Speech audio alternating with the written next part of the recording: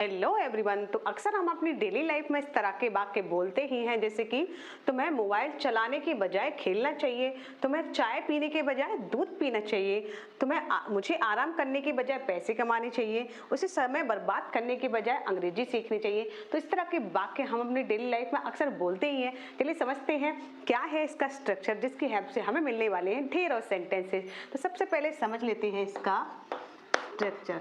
इसका स्ट्रक्चर है subject plus helping verb plus यहाँ हम लाएंगे main verb plus rather than plus साथ आईएनजी देन अदर वर्ब। तो क्या हो गया इसका स्ट्रक्चर?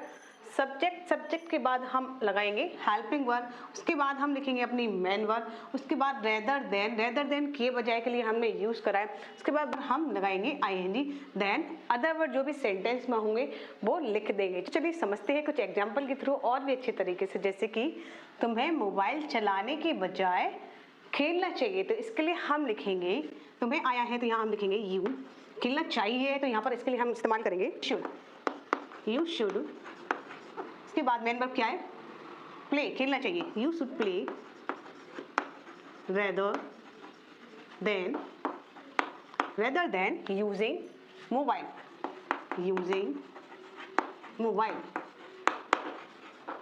तो क्या होगा इसके? You should play rather than using mobile. Next sentence हमारा तुम्हें चाय पीने के बजाय दूध पीना चाहिए, तो इसके लिए हम लिखेंगे यू शुड, पीने के लिए हम लिखेंगे drink, you should drink milk. इसके बाद हम लिखेंगे रेदर देन चाय के बजाय इसके लिए हम लिखेंगे टेकिंग टी। क्या होगा इसकी English? You should drink milk rather than taking tea. अगला सेंटेंस है हमारा मुझे आराम करने के बजाय पैसे कमाने चाहिए, तो इसके लिए हम लिखेंगे आई शुड, पैसे कमाने चाहिए तो इसके लिए हम लिखेंगे अर्न मनी रेदर देन इसके आराम करने की बजाय टेकिंग रेस्ट। क्या होगा इसकी English? I should earn money rather than taking rest.